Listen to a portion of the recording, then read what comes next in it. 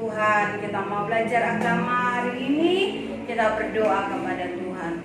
Tuhan Yesus, kami bersyukur atas kasih-Mu, atas pemeliharaan-Mu dalam hidup kami, sehingga kami boleh ada Tuhan saat ini di dalam Tuhan kehidupan kami yang diberkati oleh Tuhan.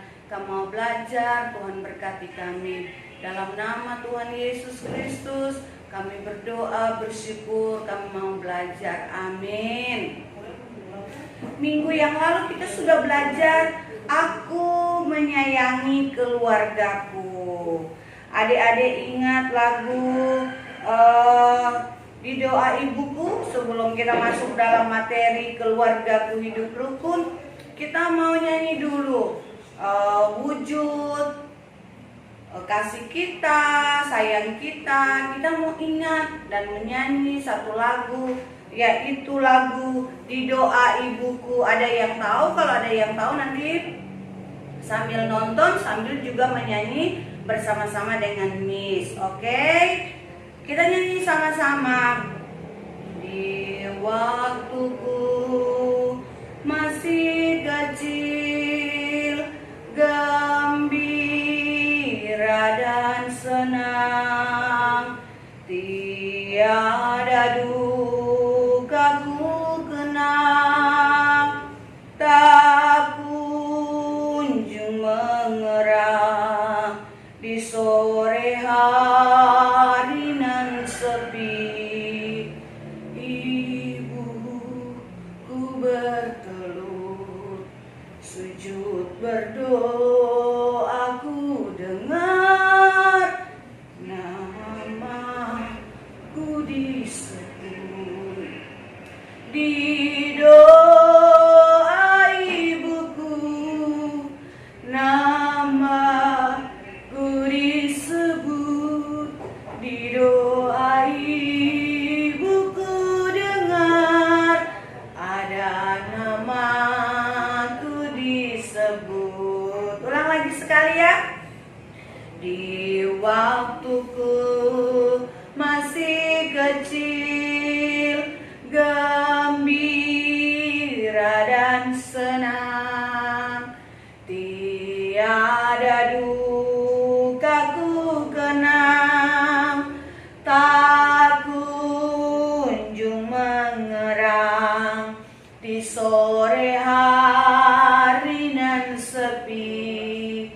Ibuku bertelut sujud berdoa, aku dengar ada namaku disebut.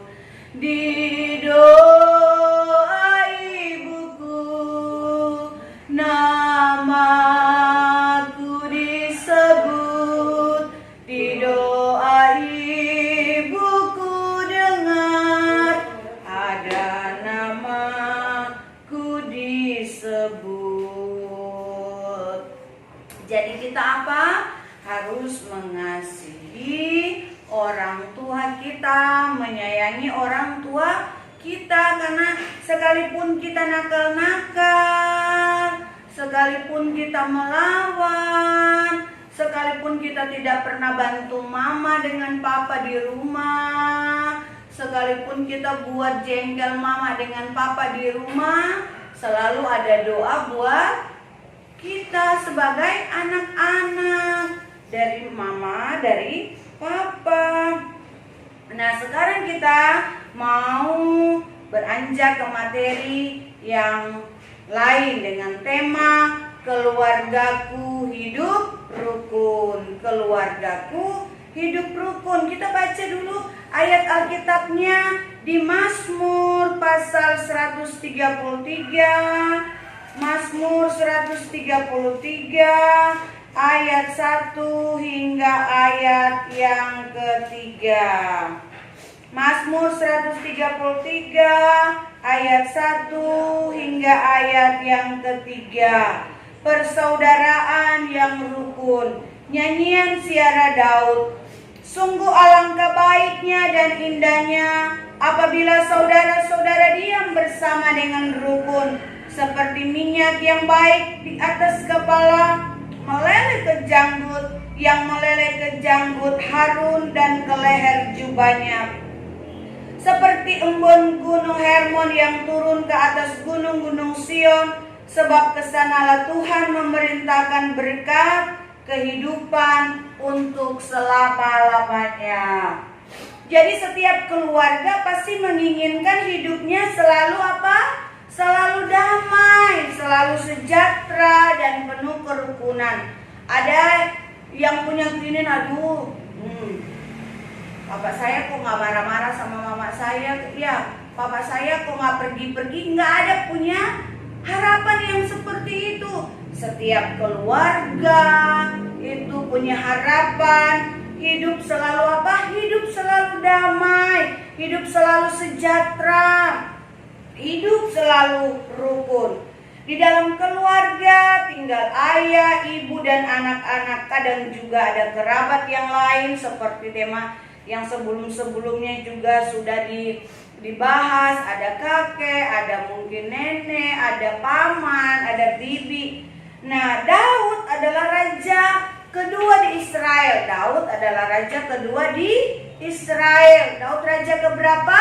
Daud adalah raja kedua di Israel. Dalam kitab yang ditulisnya yang sudah kita baca dari Mazmur 133 ayat 1 sampai 3, Daud menulis, sungguh alangkah baiknya dan indahnya apabila saudara-saudara diam bersama dengan rukun.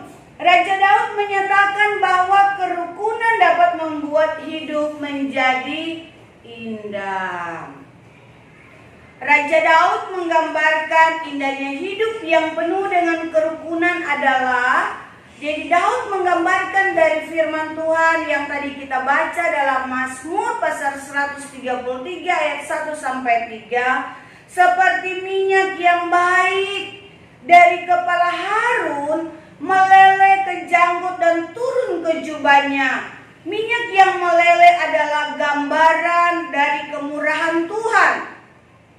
Minyak yang meleleh adalah gambaran dari kemurahan Tuhan. Tuhan melimpahkan anugerahnya kepada manusia yang dapat hidup bersama dengan rukun dan damai. Seperti embun di Gunung Hermon yang turun ke Bukit Sion, embun menggambarkan kesegaran dan kesejukan dari Tuhan yang melingkupi kehidupan umatnya yang rukun.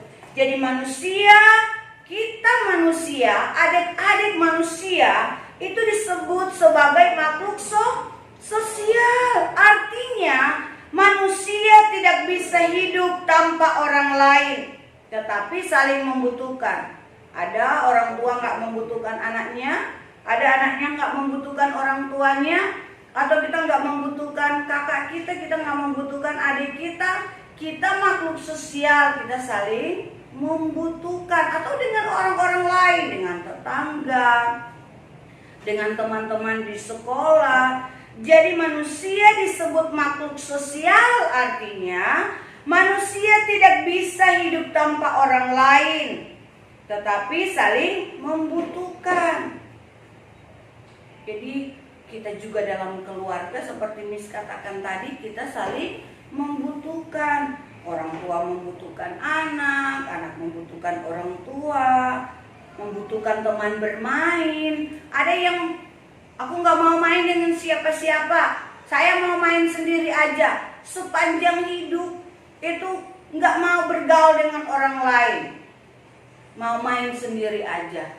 Di sekolah saya gak mau main dengan teman sekelas, saya mau orang-orang bermain, saya diam di kelas. Nggak ada yang bisa seperti itu kan. Kita manusia, adik-adik kelas 1, ingat bahwa manusia adalah makhluk sosial yang kita membutuhkan orang lain. Kita nggak bisa hidup sendiri, kita nggak bisa hidup tanpa orang lain.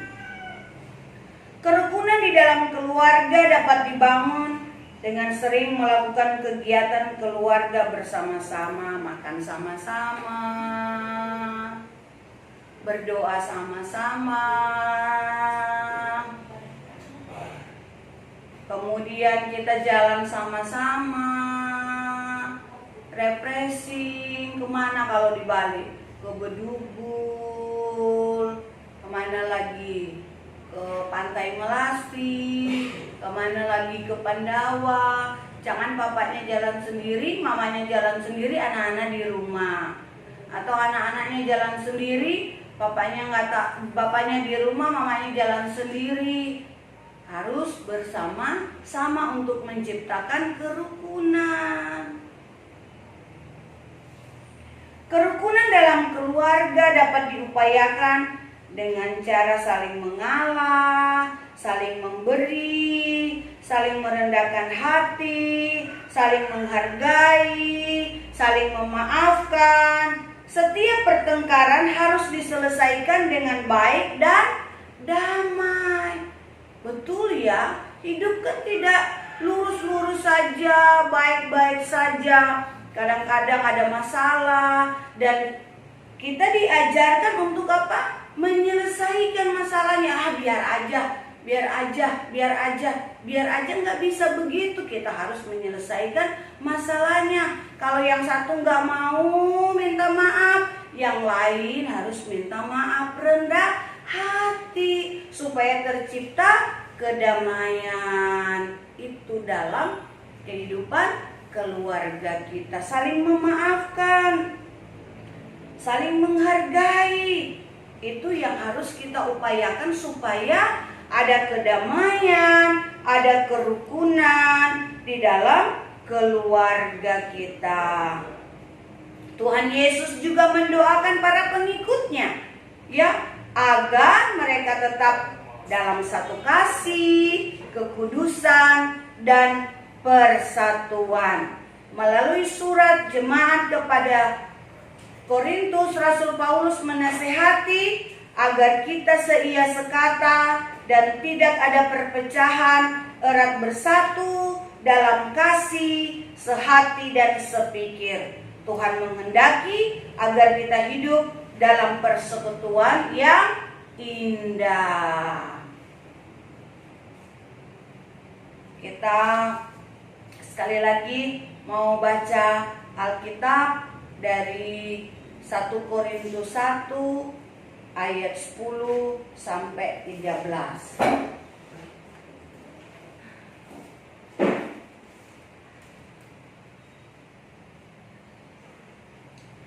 Tetapi aku menasihatkan kamu saudara-saudara demi nama Tuhan kita Yesus Kristus, supaya kamu seia sekata dan jangan ada perpecahan di antara kamu, tetapi sebaliknya supaya kamu erat bersatu dan sehati sepikir. Sebab saudara-saudaraku, aku telah diberitahukan, ya, ada perpecahan dari keluarga ini, ada perpecahan dari keluarga itu. Tuhan mau supaya murid-muridnya bersatu seia sekata.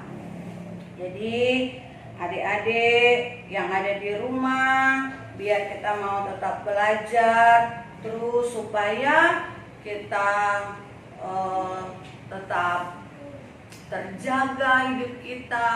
Berusaha dari kecil, ya, enak. Kita dari kecil diajarkan Tuhan, kita dari kecil sudah mengenal Tuhan, kita dari kecil sudah dituntun Tuhan dengan apa? Dengan firman Tuhan. Dan biarlah adik-adik semua, ya, belajar untuk kita tetap hidup rukun. Kalau mama ada kesalahan, bilang, mama jangan marah-marah ya, kita berdoa sama Tuhan. Kalau papa marah-marah, sudah terlalu capek, keadaannya masih sulit, bilang sama papa percaya ya bahwa Tuhan Yesus memelihara hidup kita. Firman Tuhan yang mengatakan kalau kita hidup rukun dan damai. Tuhan Yesus memberkati kita semua. Shalom.